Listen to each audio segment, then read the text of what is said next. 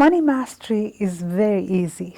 It's just a combination of simple mathematics with a few economy rules, plus obviously a bit of common sense. It just makes it very, very easy to follow. But why is it been such a mystery to many people? The easiest way to explain cash flow or wealth is just to have a positive cash flow, meaning the money that comes in is always more than the money goes out of your bank account. And whatever is remaining, you will accumulate over time and invest it into valuable assets such as property, shares, or business, which that by itself, that asset can create a passive income, and that income will add to that cycle of initial income that you had. And this cycle is just keeps going. This way you have a positive cash flow and you're going to create wealth. It is as easy as that. But you wonder why it is not achievable for you. So you are not alone. It is not your fault because unfortunately we haven't learned this valuable skill at the school. But if you not do anything about it, if you are not taking action to fix it, then my friend, that is your fault. And today we want to talk about your cash flow, your personal cash flow, just to make sure you can have the life that you deserve and you want to build for yourself.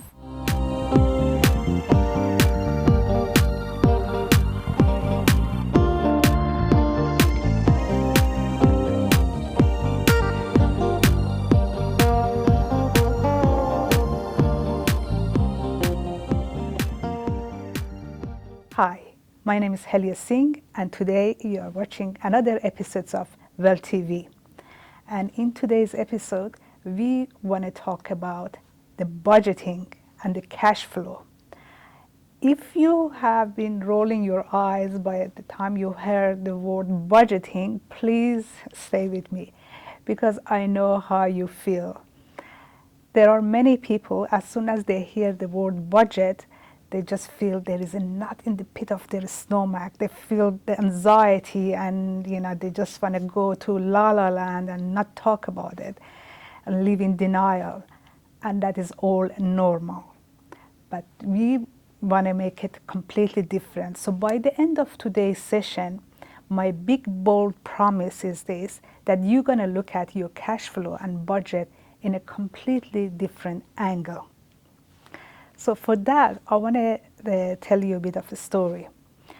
In 2014, when I wrote my first book, which was How to Save Money When There Is No Money to Save, after that, I've received many letters and emails of people who said that, yes, that was interesting, it was great, but then because in that book, obviously, we talk about budget. So people, they had their question and their resistance around the budget topic. But a few years after that, I wrote an article which is compared the budgeting with the dieting.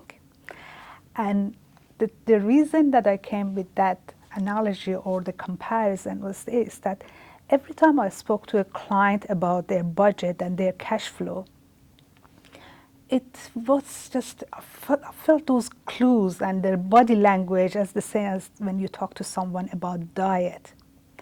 Probably you remember that once upon a time, the word diet meant, starvation, meant that very strict regime or not having fun and living in a very congested environment that you can't do anything, or basically more like a punishment.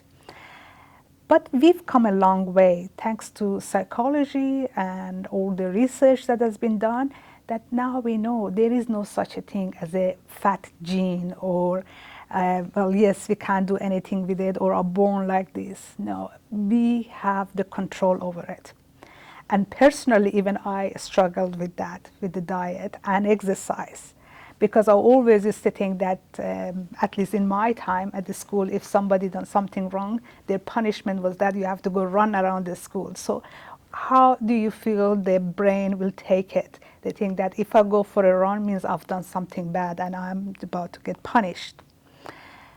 But we've changed it, and at least for myself, I remember that when I've changed my thought or mindset around the diet to that, don't look at it as something that, I'm going to be under pressure. It's just about the changing the habit. And we talk about the power of habit in one of our episodes, that how to buy even your shopping, the grocery, and or your eating habit. And most of all, when for me to incorporate exercise was just listening to my favorite podcast only when I was allowed to go for a walk. So that way it just become an enjoyable and fun time. So because of that, in my mind, I figured out that if you make anything fun, this is human nature. We will all love to do it. Nobody says no to fun. And that's why that was my dedication, to make the process of cash flow and budgeting a fun exercise to do. So without further ado, make sure you have a pen and paper ready, and we're going to go through this. So today I'm going to talk about the personal cash flow. In another episode, we're going to talk extensively about the business cash flow, and there is a big difference in these two. So for the sake of just making this episode nice and easy and going through it, and don't make it overcomplicated, let's talk about your personal cash flow. We want to make sure that us, human or as a person, we are profitable. So look at yourself as a source of course, making money, bringing money to your own life and the people who are dependent to you, and how to make yourself profitable. For that, so I'm sure you all heard about things such as the checkbook before. I mean, in old days, or people who are putting money in an envelope or in the jar system. But thanks God, in this day and age, we have the bank account with their easy transfer, banking transfer, and internet banking. So it's just going to make it completely easy. And the good thing is, most of the banks these days, they don't even have fees to open a few accounts with them. So don't worry about that. You can always ask different banks and set up your system in a way that is supporting you. So the first thing is, you always need one main bank account which brings all the money into it. So such as your salary, or if you do some odd job here and there, or let's say if you get a social security money, any money that you get, and I'm not talking about rental income, I'm not talking about the business income, it's just purely personal income. You put them into that account, but as soon as that money comes in, you have 3 sub-accounts. So, and these sub-accounts are very crucial, and we call them, the first one, fixed expenses account, the second one is the fun account, and the third one is the future account. So you remember these 3 accounts. So ideally is that when the money comes in, immediately you just put 1/3 of your money to each of these 3 accounts. But now, before we say that, okay, whether that is doable or how you are going with this, pull out your latest bank statements and look at for the last 30 days and see how did you go. And from there, you need 3 highlighters and with a different color to just go through each expenses in your bank statement. The first one you could use is the red highlighter for your fixed expenses, and the yellow one for the fun, and the green one for the future. So let's go through it. But remember, the fixed expenses are only such as your rent and mortgage, electricity bill, gas bill, your internet and your phone. This is the fixed expenses. If you say to me, well, I've got a Netflix or a Foxtel, I've got a gym membership, and it's the fixed amount I have to pay per month, I'm sorry, these are not fixed expenses. That they are come under fun expenses category. So even if it's a fixed, it is not fixed. So your fixed expenses, what is something is your necessity. You need to have a shelter. That's the first necessity, and a place to live. So obviously in this day and age, we cannot live without electricity or without internet. So that's your first bank account or first sets of expenses, which you already highlighted with red. Put them all, transfer those into a Excel sheet, and you just add them together. Even if you don't have Excel, don't worry, that is not the good reason to not do this exercise, because we are just looking only at the 1 month expense. You can just add them up on your fixed expenses and put them into one category. And then look at your fun expenses. And the fun is even including food. You may be surprised that, well, food is a necessity. Why it's not under fixed? It's just because when it comes to food, people make different choices. So many people, they not even bothering to cook because they think, well, I've got the money, so I'll just go buy dinner, which we all know by cooking your own meal, it's not only a very enjoyable exercise and a fun activity, as well as it's a healthy activity to do it.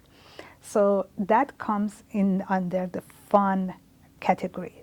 So just put in the grocery, if you have purchased any groceries such as fruit or anything, and as well as your dining out, as well as that you have gym membership, your Netflix, any other expenses which are not fixed comes in that category. And then if you at all put the money aside for your savings, or some people call it rainy day or anything like that, that goes into your future investment. Because future investment is more about the money that, let's say you want to save money to buy a house, you just saving for a deposit, or you put money towards your superannuation account, your retirement account, or to buy shares or something like that, or term deposit, that goes to future account. And now then look at it. So you already have added all the money for in each category, and then draw a circle. And it's supposed to be, the look's supposed to be like a very equal 3-section pie section on that circle, which all these three are almost the same size. But now if you color it, let's say your fixed expenses were way higher than your fun expense or your future, then you will see it doesn't gonna look very good circle pie. So there is some problems there, and that's the first thing, or the first warning to how to change this. And just give yourself the challenge how to do it gradually, change each of your expenses. So this pie shape becomes a very nice shape of equal 3 colors on that. So this way you look at it, so every time you look at those expenses, the first thing, which I even talked about that in the book, is look at your expense and say whether was it something you wanted or something you needed it. If you adopt that into your expenditure, that just becomes a habit. I know in the beginning it may be feeling a bit, oh, I'm not used to it, or I don't like to do this, but only by making it a habit that just goes on your autopilot.